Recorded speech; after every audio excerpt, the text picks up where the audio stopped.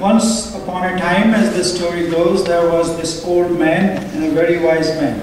एक बुजुर्ग और बहुत ही बुद्धिमान व्यक्ति थे जो एक शहर में रहते थे. He was retired and so he would go into the town and sit at a gas station. एक gas station पर जाकर बैठ जाते थे और आते जाते लोगों को देखते थे. और उनका पोता, his grandson, always was at his side, playing around him, asking him all kinds of questions.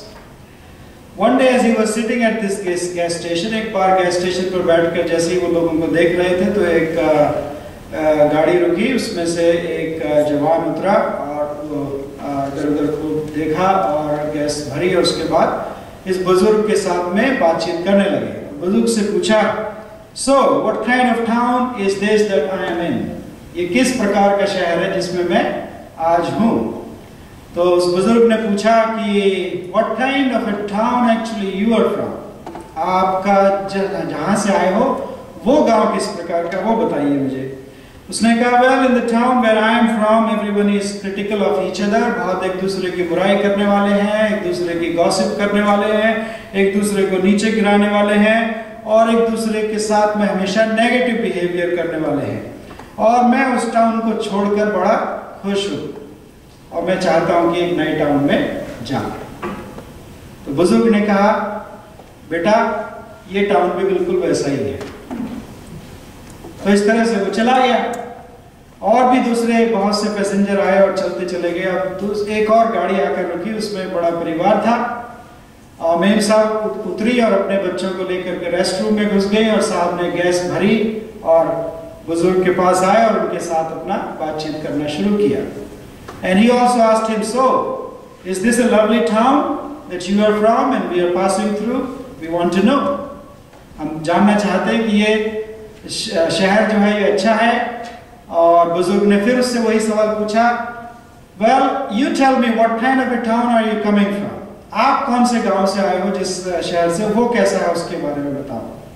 उसने बताया कि मेरा टाउन जिससे मैं आया हूँ एक्चुअली बहुत बढ़िया है और वहाँ के नेबर एक दूसरे की एकदम मदद करने वाले हैं, एक दूसरे की सहायता करने वाले हैं और कोई बीमारी हो जाए, कोई परेशानी हो जाए तो हमेशा एक दूसरे के साथ में आ जाते हैं और हमेशा एक दूसरे को हेलो थैंक यू बोलते हैं और एक दूसरे के सुख दुख में साथ देने वाले हैं और मुझे बहुत प्यार करने वाले हैं. और मैं वहाँ पे सबको प्यार करता था और वाकई में अपनी नौकरी की वजह से मुझे वो टाउन छोड़ना पड़ रहा है, वरना तो मैं वो टाउन छोड़ना नहीं चाहता था. तो बुजुर्ग ने कहा कि तुम अच्छे गांव में आए हो, ये टाउन में बिल्कुल वैसा ही है. और वो अपनी गाड़ी उठाया, अपने परिवार के साथ में वो चले गए. अब जो पोता उनका साथ में खेल रहा था वो पूछा ग्रैंडपा से, May I ask you a question? Grandpa ने बोला, Yes. Why did you give two different answers to two different people? The young man who asked you what town is this, you tell it's a very terrible town. ये बहुत बुरा शहर है.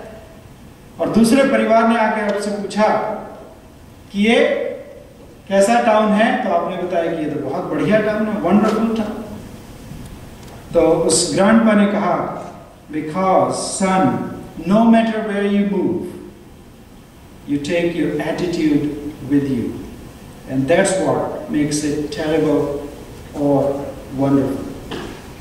चाहे कुछ भी हो, जहां भी हम जाएं, चाहे नए साल में प्रवेश करें, चाहे इसके आगे आने वाले परमेश्वर हमें 10 डेकेड्स और दे, जहां भी हम जाएं, कैसी भी जगह जाएं, हम अपना एटीट्यूड अपने साथ ले जाते हैं. और वही है, एटीट्यूड ही है जो हमें उस जगह को, उस नए साल को, उस नए दिन को अच्छा या बुरा बनाता है. तो अजीजों, आज मैं जिससे बात करना चाहता हूँ आपसे वो है एटीट्यूड के बारे में, आज और आने वाले संडे में भी. It is the attitude that makes a key difference between how you see something which is horrible, terrible or wonderful. अच्छी है या बुरी है, वो हमारा एटीट्यूड है जो उसको हमें बताता है. It's a little word that makes a big difference. छोटा सा शब्द है लेकिन बहुत बड़ा काम हमारे जीवनों में करने वाला है. तो हम जब नए साल में प्रवेश कर रहे हैं, एक 365 दिन हमारे सामने, जैसे हमने दुआ करी, ये 365 दिन हमको गारंटी में लिख के दिए क्या किसी ने? None of these days is ever guaranteed to any one of us. What will happen next on 2nd of January, we do not know. But if we go with a positive attitude, that will make a difference in every day that God will give us with His grace. And I think it is appropriate for us to spend some time today and in the next week to talk about attitude and what does the Bible say about this attitude. इस नए साल में, नए दिन में खुदा हमारे लिए बाइबल से क्या बताना चाहता है कि हमारा एटीट्यूड किस प्रकार का होना चाहिए, वो उसलिए हमारा उचित होगा इस नए साल को शुरू करना. So what is attitude? Attitude क्या? हमारा हिंदी में क्या शब्द है एटीट्यूड के लिए? It's not coming to my mind. स्वभाव. हाँ, स्वभाव हमारा कैसा है और हमारा एटीट्यूड कैसा, वो इस बात पर डिपेंड करता है कि एक्चुअली हम परिस्थितियों में कैसे बिहेव करते हैं, कैसा हमारा स्वभाव रहता है, कैसा हमारा रिएक्शन रहता है. Attitude is actually more important than facts. Facts and figures make a difference, yes, but it is the attitude that actually can change facts and figures. It is more important than the past. You may have lived 30, 40, 50, 60, 70, 80, 100 years. But what is our attitude today? That's what matters. It is more important than your education, my education. It is more important than circumstances that you and I are surrounded by. It is more important than the failures and successes that we may have had or not have had. And what others think or say or do, they are all unimportant in terms of attitude. What is my attitude today? It is more important than your appearance, my appearance. It is more important than the giftedness, the skills that you and I may have acquired. It is more important than anything in the world, because everything matters upon my attitude. दुनिया में कुछ भी हो, किसी भी तरह की चीजें हो, उस सबसे ज्यादा हमारी चर्च में, हमारी कंपनी में, हमारे वर्क प्लेस में, हमारे परिवार में, हमारे जीवन में सबसे ज्यादा इंपॉर्टेंट है हमारा attitude. That's why Chuck Swindoll, a famous preacher in Texas, said, I am convinced that life is 10% what happens to me and 90% how I react to it.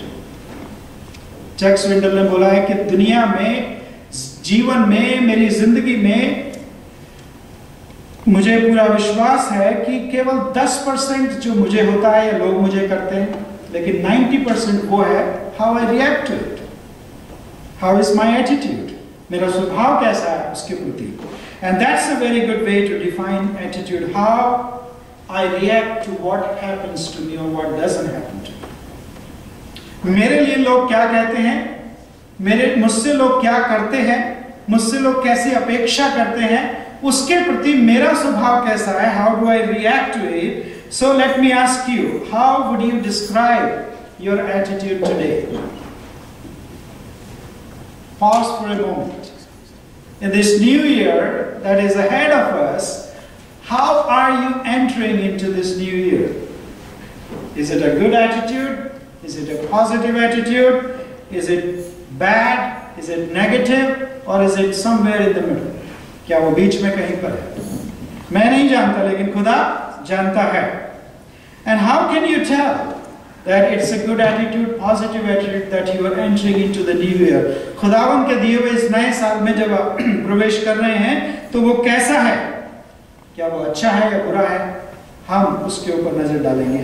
और हमारे जीवन में जब बहुत सी बातें अच्छी चल रही है, सब कुछ अच्छा चल रहा है, तो सब कुछ हमारा एटीट्यूड भी अच्छा होना कोई बड़ी बात नहीं. But how does it matter when things are not going the right way? When the road gets a little bumpy. जब स्मूथ गाड़ी जा रही है, सब कुछ अच्छा लगता है, सबका एटीट्यूड अच्छा होता है. लेकिन जब रोड हमारी थोड़ी सी बम्पी हो जाती है, तो उसमें हमारा एटीट्यूड कैसा लगता है? The Bible gives us an example of a man whose road actually got a little bumpy. And he was none other than Prophet Elijah. Elia नबी के जीवन में, उसके जीवन में सब कुछ अच्छा चल रहा था जब तक कि जेजबेल नाम की औरत ने, जो पढ़िए उसके 19वें अध्याय, पहला राजा 19 बाब, और उसका पहला पद से जो अभी हमने पढ़ा था, उसका पहला पद पढ़ दीजिए मेहरबानी से कोई भी। Now Ahab told Jezebel everything Elijah had done and how he had killed all the prophets with the sword. किसने मारा था? एलिजा ने नहीं, जेजबेल, बुरी औरत जिसने नबियों को काट डाला. She destroyed most of the prophets in Israel. And he was a prophet in the land of Israel during a time which was corrupt. And it is recorded for us, for our instruction. And it was infected from it had infected every place in the people of God, from palace to the barn. Everything in Israel was corrupted because their leaders were corrupted, and it was ruled by a woman named Jezebel, a very, very nasty woman. And it just so happened that this Jezebel had a personal vendetta against the prophet Elijah. Elia के खिलाफ में Jezebel का personally दुश्मनी थी और वो उसको नष्ट करना चाहती थी, और उसने उसके खिलाफ में बहुत से लोग खड़ा किया और उसको धमकी देने के लिए भी भेजा. As she had ticked Elijah and she sent a word to him. उसको एक शब्द उसने भेजा, ये वचन भी भेजा, I will hunt you down and I will kill you. मैं जहां भी तू छिपा होगा वहां से निकाल करके मैं तेरी गर्दन काट डालूंगी, जैसे मैंने दूसरे नबियों के साथ किया है वैसे ही मैं तेरे साथ भी करूंगी. And now I think this was a challenging woman, a challenging person before Elijah. And he was living in a challenging circumstances that you and I may not have ever faced in our lives. क्या आपके जीवन में कभी कोई ऐसा है कि आपको आपकी जान के पीछे पड़ा? नहीं, मेरे ख्याल से नहीं. बहुत से दुश्मन है हमारे, बहुत से हमें गलत सोचते हैं, लेकिन आज तक कोई गन लेके हमारे पीछे नहीं भागा कि I will hunt you and I will kill you. No. And I don't think anybody is sitting here, the police is after you. No.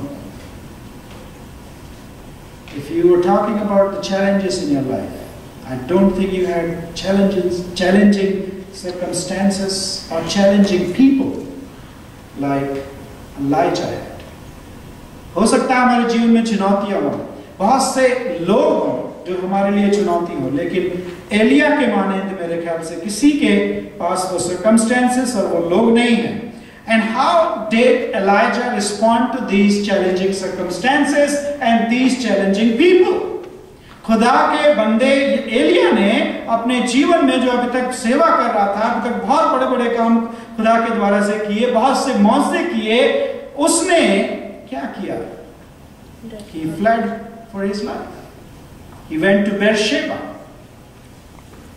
and it was a city in Judah in south. And he left his servant also there.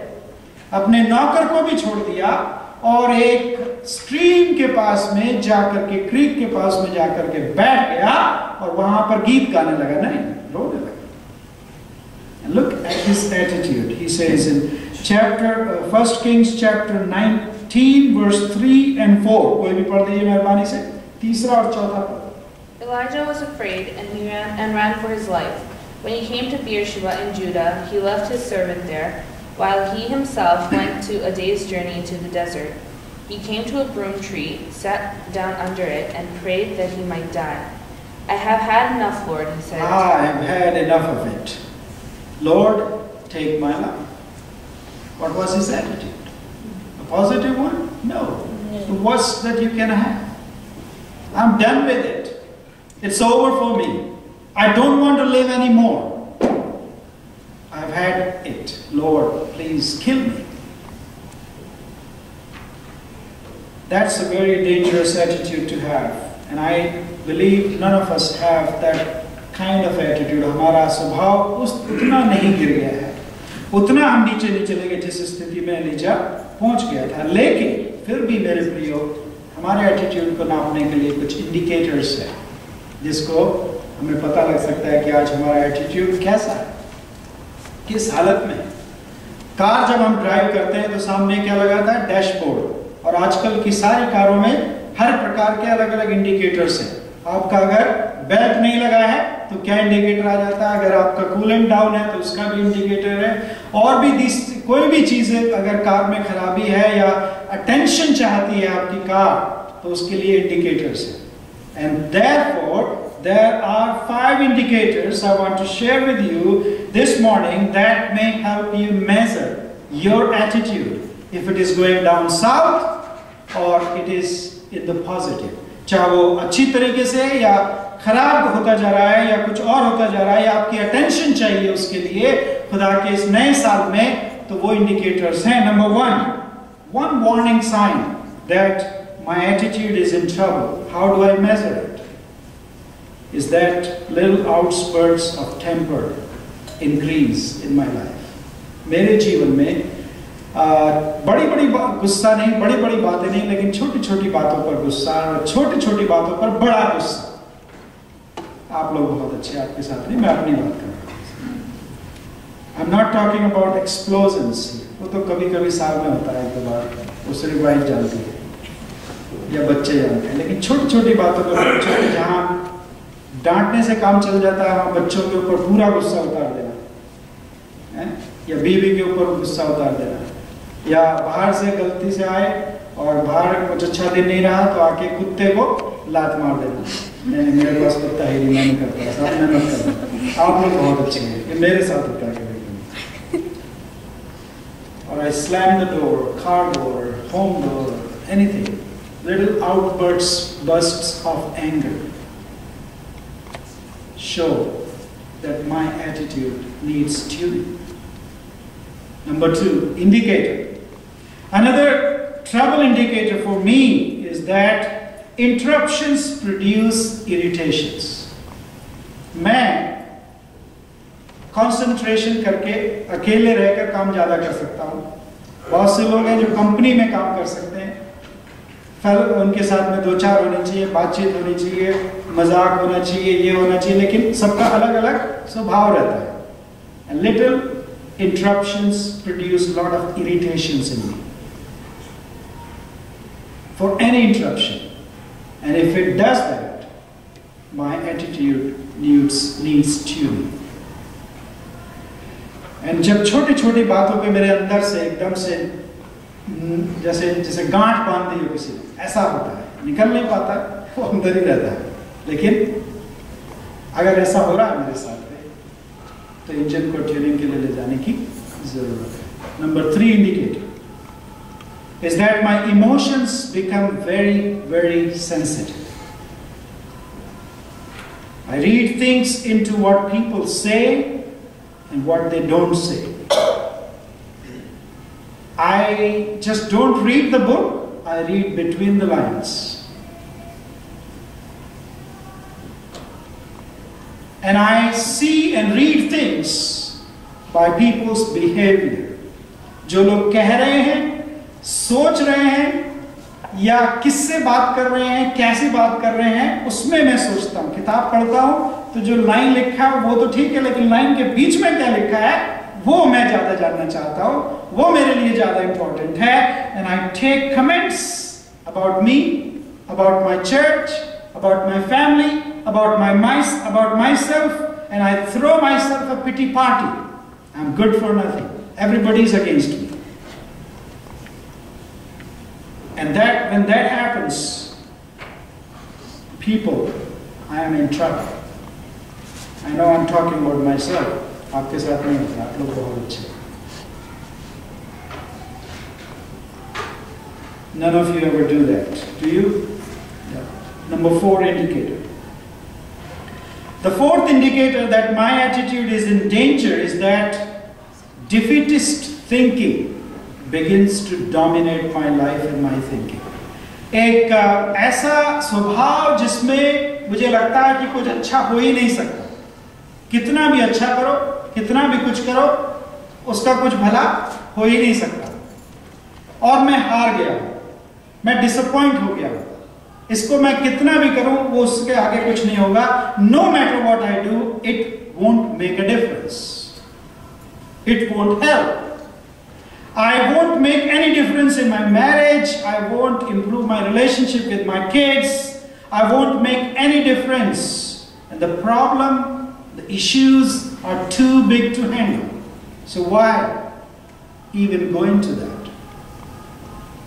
सब मेरे खिलाफ हैं, सब मेरी बुराई करते हैं, कोई मुझे पसंद नहीं करता है, चाहे मैं कितना भी करूं उसका कुछ सुधार होने वाला नहीं है, और चाहे मैं कैसे भी करूं कोई इसको अप्रिशिएट करने वाला नहीं है. मैं अपनी पत्नी के साथ, अपने बच्चों के रिलेशंस में उसको मैं डिफरेंस नहीं ला सकता. So why even try?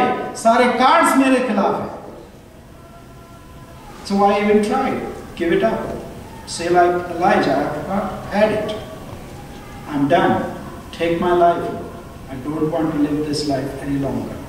That's what happened to Elijah, and it happens to me. आप लोग बहुत अच्छे, आपके साथ ऐसा नहीं है. Number 5 and the last one. Finally, I know my attitude is headed south when my view of people begins to lower. जब मैं लोगों को, मेरा देखने का नजरिया, मेरी नजर में दूसरे लोगों की सिग्निफिकेंस और उनकी अहमियत कम होने लगती है, तो मुझे अपने एटीट्यूड को ट्यून अप करने की जरूरत है. I start having thoughts like everyone is unreliable. You can't trust actually anybody. Everybody has got this problem or that problem. You count from A to Z. Everybody has this problem or that problem. They are this and this and this and that. And I write novels about it. He's a jerk. She's a pain. They are all a bunch of losers. I know them. I know everything. I know their background. I know where they come from. अरे वो ये था, वो फलाना ऐसा था, वो ढिकाना ऐसा था, उसने ये किया था, वो जानते नहीं उसने क्या किया था. अरे पहले वो कैसा भी रहा होता, आज क्या बन गया है? पादरी बन गया है, आज बिशप बन गया है. अरे उसने ये नौकरी पाली, उसने पहली नौकरी में ये किया. वो सारी बैकग्राउंड की कहानी. दूसरों के सुखों से हम परेशान हो जाते हैं, अपने दुखों से इतने परेशानी जितने दूसरों के सुखों से परेशान. It is at that time I need my attitude tuning. आप लोग के साथ ऐसा नहीं होता, आप लोग तो बहुत अच्छे. So I have this attitude that needs adjustment. So how do I do it? How do I build up? How do I maintain? And how do I restore my attitude? मेरे स्वभाव को, मेरे सोचने के तरीकों को मैं कैसे चेंज कर सकता हूँ, मैं कैसे बदल सकता हूँ. मैंने 5 चीजें बताई आपको, इंडिकेटर्स. अगर आपकी कार में वो 5 इंडिकेटर जल रहे हैं, it's time to pause to take the car to a mechanic. यदि 5 नहीं हो सकता, 1 इंडिकेटर जल रहा हो. अगर आप अपनी कार ड्राइव कर रहे हैं और 1 इंडिकेटर उसमें जल रहा है, अरे यार बाकी तो सब सही है, चलाते रहो, ड्राइव करते रहो, ठीक हो जाएगा. कुछ दूर ड्राइव करके देखिए तो वो 1 ही इंडिकेटर आपको खड़ा कर देगा. None of these 5 indicators tell you the full story, but they are the most important ones. Even if one of them needs tuning, it's time to pause, think, how can I change that thing in my life? Number 1, there are 3 principles I want to share, and how we can do that I'll share next week. And this one is the key. Number 1, what is in me determines what comes out of me. जो मेरे दिल में है, जो मेरे अंदर है, जो मेरी आत्मा में है, जो मेरे कैरेक्टर में है, जो मेरे डीएनए में है, जो मेरी यूएसपी है, जो मैं हूं वो बनाता है, वो मेरे एटीट्यूड को डिटरमाइन करता है. Not what others say about me. जो दूसरे मुझे कहते हैं वो नहीं. Not what God gives me, no. What is in me, that actually determines my attitude. यदि आज सुबह आप रेफ्रिजरेटर में गए होते, जब भूख लगी है और वहां से आपने जूस का कैन निकाला, उसको ग्लास में पोर किया, उसमें से क्या निकलेगा, क्या दिखेगा अगर वो ग्लास है? हाँ? You're right. लेकिन आपने ऑरेंज जूस उसमें पोर किया तो कौन सा जूस दिखेगा? Orange juice. ग्रेप जूस नहीं दिखेगा। क्यों? What is inside the can is going to pour outside the can. What is inside of me will show outwardly. What is in my house, what is in my family, what is in me will show in my church, will show at my workplace, will show in my school, will show in my classroom. Orange juice pour करेंगे तो orange juice ही निकलेगा। Grape juice को glass में डालेंगे तो वो mango juice नहीं बन सकता। Because an orange is full of orange juice. Pineapple is full of pineapple. You can't expect mango lassi from pineapple. You wouldn't expect grape juice from an orange because what is in something determines what comes out of it. And this is what Jesus said hundreds of years ago. Please read Mark chapter 7 verses 20 to 23. मरकुस की इंजील उसका 7वां बाब 20 से 23 पद तक मेहरबानी से कोई पढ़ दे। Mark 7:20 to 23। मरकुस की इंजील उसका 7वां बाब 20 से 23 पद तक। He went on, what comes out of a man is what makes him unclean.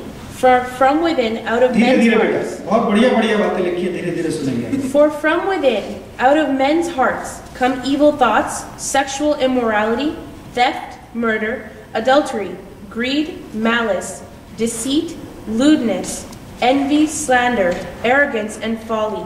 All these evils come from inside and make a man unclean.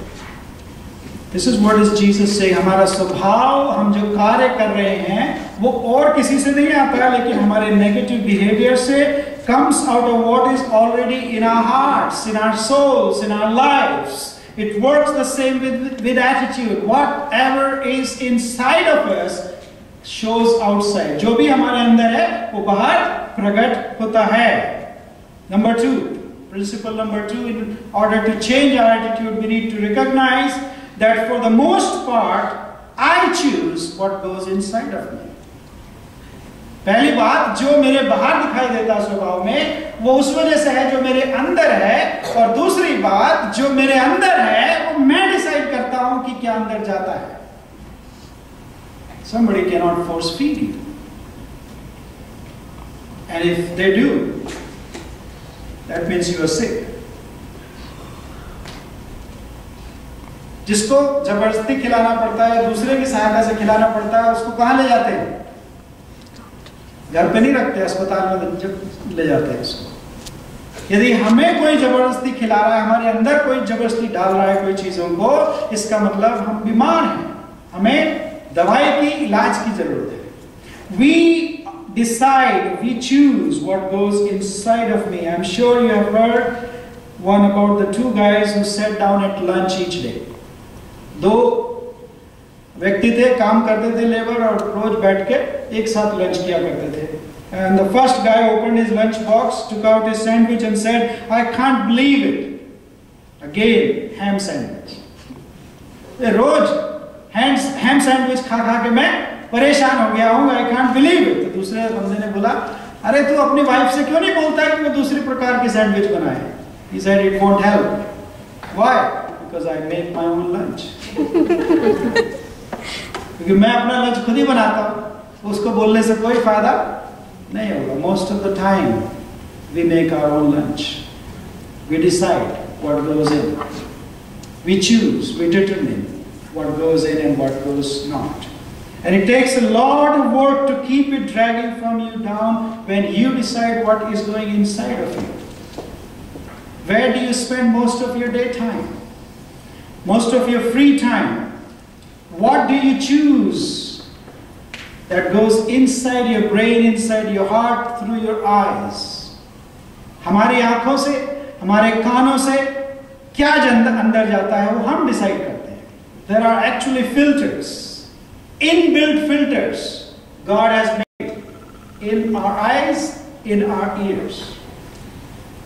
And we choose which filters we keep on and which we shut off. वो filter खुदा ने हमें बनाए हैं. और जैसे अगर आप सुन रहे हैं मुझे इस समय में, ऐसा नहीं है कि मैं ही बोल रहा हूं, और भी कई आवाजें हैं, लेकिन जो फिल्टर इनबिल्ट है वो अपने आप उसको शट ऑफ कर देते हैं और आप केवल मेरी आवाज यहां पर सुन रहे हैं. और भी बहुत सी चीजें हैं जिसी प्रकार से दुनिया में खुदा ने वो इनबिल्ट फिल्टर्स हमें बनाए हैं, वो एक्टिव हैं या नहीं है वो हमें सोचने की जरूरत है. Matthew chapter 6 verse 22 and 23, मत्ती की इंजील उसका 6वां बाब और उसका 22 और 23 पद मेहरबानी से कोई पढ़ दीजिए. मत्ती 6:22 से 23. Matthew chapter 6 verses 22 to 23. The eye is the का दिया आँख है, इसलिए यदि तेरी आँख निर्मल हो तो तेरा सारा शरीर भी उजाला होगा. परंतु यदि तेरी आँख बुरी हो तो तेरा सारा शरीर भी अंधेरा होगा. इस कारण में उजाला जो तुझ में है, यदि अंधकार हो तो वह अंधकार कैसा बड़ा होगा. Thank you. Jesus is saying in effect that your perspective, your eyes actually affect your whole life. It's not the reality out there, it's how you perceive the reality.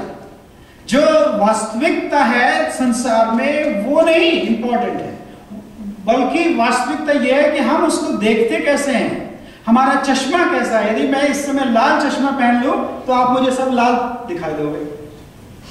आपने सबने लाल पहना हुआ नहीं, मेरे चश्मे की प्रॉब्लम है. यदि मैं इसको हरा चश्मा पहन लूं तो सब मुझे हरे दिखाई देंगे. Not that you are in green, but my glasses are green. Jesus says your eye is the lamp of the whole body. पूरे शरीर को जो प्रभावित करती है वो क्या है? आंख, देखने का नजरिया, सुनने का नजरिया. क्या हम सुन रहे हैं, किन बातों पर ध्यान दे रहे हैं, किन बातों पर नहीं ध्यान दे रहे हैं, क्या कहा जा रहा है, क्या उसका मतलब है, ये सब हमारे फिल्टर्स डिसाइड कर रहे हैं. What did he mean by that? Actually जो उसने बोला था वो नहीं है, उसका मतलब ये है. नहीं, उसका मतलब ये नहीं था, वो था. Let the good stuff, good thing fill our eyes, fill our ears. There is a lot in the world which is not good, which is evil. How are we filling our eyes? With what are we filling our eyes and our ears? We choose, we determine what goes in, what stays there. Number 3, I choose my attitude and I am solely responsible for it, my dear friends. Everything depends on what is inside, that comes outside, and I decide what goes inside and what doesn't. And number 3, I choose my attitude and I am solely responsible for it, not the third person, not the second person, not my wife, not my children, not my boss, not my co-worker, not my workplace, not my work. I am responsible for what is my attitude. मैं दूसरों के साथ में कैसा behave करता हूँ, मैं positive हूँ या नेगेटिव हूँ, या पॉजिटिव स्टफ मेरे अंदर है या नहीं है, वो सब किसके ऊपर डिपेंड करता है? मेरे ऊपर. I have no excuse for my attitude. I choose it. I choose mine, you choose yours. No one is responsible for the attitudes we brought in here this morning. No one is responsible, not even God, with what attitude you came in. किस स्वभाव के साथ हम यहाँ पर आज सुबह आए और उसके साथ बैठे हैं? Not the happy people around you, not even the crappy people around you are responsible for your attitude my attitude. Not even God is responsible. You are responsible for what attitude you carry into the day. स्वभाव से हम कैसा इस दिन को लेके जाएंगे, कैसे अगले दिन होंगे हमारे, उसके लिए हम जिम्मेदार हैं. How do you develop therefore a good attitude? First of all, since attitude reflects what is already in us, we got to clean up the junk. पहली बात मैंने बताया, जो हमारे अंदर है वही बाहर आता है, तो इसलिए क्या करना है अच्छा एटीट्यूड के लिए, पॉजिटिव एटीट्यूड के लिए, जो जंक भरा हुआ है उसकी सफाई करनी है. अमेरिका में एक समय होता है fall cleaning and spring cleaning. तो स्प्रिंग क्लीनिंग से पहले आज नए साल में हमें अपने जीवनों की अभी से सफाई करनी है. Last night if you were here you must have heard, रात को आपने सुना होगा एक्सोडस चैप्टर 40 से, निर्गमन की किताब उसके 40वें अध्याय से खुदा के कलाम ने हमने ये बातचीत किया था कि खुदा की महिमा, खुदा की तेज, खुदा की ग्लोरी, उसकी शकायना अपने जीवन में अगर हम देखना चाहते हैं तो उसके लिए क्या करना पड़ेगा? पहले clean up, purification, sanctification, consecration. 2 Corinthians chapter 7 verse 1, दूसरा कुरिन्थियों का 7वां बाब और उसका पहला पद मेहरबानी से पढ़ दीजिए. Apostle Paul has an advice for each one of us this morning. दूसरा कुरिन्थियों 7:1. तो मेरे प्यारों, जबकि ये प्रतिज्ञाएं हमें मिली हैं, तो आओ हम अपने आप को शरीर और आत्मा की सब मलिनता से शुद्ध करें और परमेश्वर का भय रखते हुए पवित्रता को सिद्ध करें. This is how we can change our attitude. We can tune our attitude. कि सारी मलिनता, सारी चीजें, ऐसा नहीं है कि हमारे अंदर नहीं है, उन सबको क्या करें? अपनी बॉडी, अपने स्पिरिट, अपनी सोल, अपनी लाइफ से निकाल कर बाहर करें और पवित्रता से अपने आप को सजाएं. So let me ask you, are you taking anything into your mind that is contaminating your soul? क्या हमारे जीवन में अपनी आंखों से, अपने कानों से कोई ऐसी चीजों को ले रहे हैं जो हमारी सोल में जंक बढ़ाती जा रही है, उसके ऊपर मलिनता होती चली जा रही है? It is time to hear the word of God and we say, yes Lord, I need that cleaning. जो स्प्रिंग क्लीनिंग है, मुझे आज जरूरत है प्रभु, और मैं उसको करना चाहता हूं, मेरे जीवन को तो साफ कर. दूसरी बात, which is why this second piece of advice comes in handy. Don't try to have a good attitude. Train for work.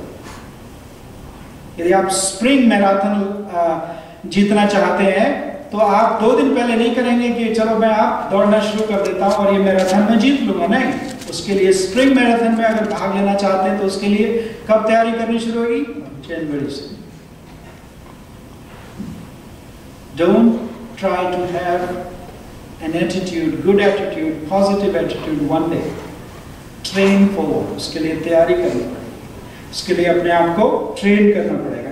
And you say I'm trying hard, I cannot do it. फिलिपियों में पौलुस एक और advice हमें देता है, मेहरबानी से पढ़ दीजिए. फिलिपियों की पत्री, पौलुस की फिलिपियों की पत्री उसका 4 अध्याय का 8 पद. निदान में भाइयों, जो बातें सत्य हैं, ये बहनों के लिए भी है. हाँ. और जो बातें आदरणीय हैं, जो बातें आदरणीय हैं, और जो बातें उचित हैं, और जो बातें पवित्र हैं, और जो बातें सुहावनी हैं, और जो बातें मन भावनी हैं, हे निदान, हाँ, जो सद्गुण और प्रशंसा की बातें हैं, हाँ, उस पर ध्यान लगाया करो. उस पर ध्यान लगाया करो. Fill your mind with these things, Paul says in Philippians. जब बताया था हमने कि जो कुछ अंदर है वही बाहर आएगा, तो अगर हमें अच्छा एटीट्यूड चाहिए, जो बाहर अच्छा स्वभाव हो, तो उसके लिए क्या करना पड़ेगा? इन बातों से अपने दिमाग को, अपने दिलों को, अपने जीवन को भरना पड़ेगा. अपनी आंखें उस पर लगानी पड़ेगी जो पौलुस, जो फिलिपियों 4 और 8 में बोल रहा है. जो भली, जो सुहावनी, जो देखने में सुंदर, जो बोलने में सुंदर है, ऐसी बातों से अपने दिलों को भरो. पौल कहता है उसमें चौथे उसी अध्याय के 9वें पद में क्या कहता है पौलुस? पढ़ दीजिए 9वें का पहला हिस्सा. जो बातें तुमने मुझसे सीखी और ग्रहण की और हाँ? सुनी और मुझ में देखी. जो बातें तुमने मुझसे क्या करी? एक बार सुनी और उसको चर्च में ही भूल कर चले गए, ऐसा है क्या? नहीं, जो बातें तुमने मुझसे सीखी और ग्रहण की और सुनी और मुझ में देखी। हाँ, उनको क्या करो, भूल जाओ। हाँ, मेरी बाइबल में ये लिखा है, उनको भूल जाओ, उन्हीं का पालन करो। उन्हीं का पालन करो। आपकी ट्रांसलेशन में क्या लिखा है नीलू जी? उन्हीं का पालन करो। मेरे ख्याल से सबकी बाइबल में यही लिखा है, इस कलाम को केवल सुनने वाले ना बनो परंतु उसका पालन करो। जो जो बातें उसमें भली हैं, सुहावनी हैं, praiseworthy, excellent, admirable, praiseworthy things. Look for such things. Hear such things. Fill your minds with such things. Fill your life with such things. And friends, today, you were where you are and what you are because of what determines or dominates in your life. That is your attitude. उस बुजुर्ग की कहानी को हम फिर से तुरंत सोचें। जब उसके पास एक व्यक्ति आया और उसने अपने शहर के बारे में बताया कि मेरा शहर ऐसा है, मेरा फलाना ऐसा है, दिखाना ऐसा, तो बुजुर्ग ने क्या कहा जो गैस स्टेशन पे बैठा था? हमारा शहर भी ऐसा ही है भैया, जहाँ होगे तो ये भी ऐसे ही हो जाएगा। But the person with the family who came and asked him, ये शहर कैसा है? तो उसने पूछा तुम्हारा शहर कैसा है? बहुत अच्छा है, अच्छे लोग हैं, सब एक दूसरे की हेल्प करते हैं, मदद करते हैं एक दूसरे के, और मुझे बड़ा दुख हो रहा उस शहर को छोड़ते हुए। बुजुर्ग का उत्तर क्या था? ये गांव में बिल्कुल वैसे ही है। You will enjoy, move in here, come in here. We make this church with our attitude. We can make a difference, and we can make what we want. हम क्या चाहते हैं हम उसको बना सकते हैं, दूसरा कोई नहीं बनाएगा, दूसरा कोई आके कुछ नहीं कर सकता। हम बना सकते हैं, हम कर सकते हैं। तो आज हमारे जीवनों में अंदर क्या है उसको हम सोचें, देखें। जो चीज़ें छोड़कर जाने की हैं, खुदा की वेदी के सामने जब आप आते हैं, उसके लहू को, उसकी बदन को लेने के लिए, तो उन चीज़ों को यहीं पर छोड़ कर जाए। खुदा ने उसके लिए जान दे दी है, खुदा ने उसके लिए खून बहा दिया है। He won't remember it. And God will send you with a new attitude, with new things in the new year. May you have a wonderful year.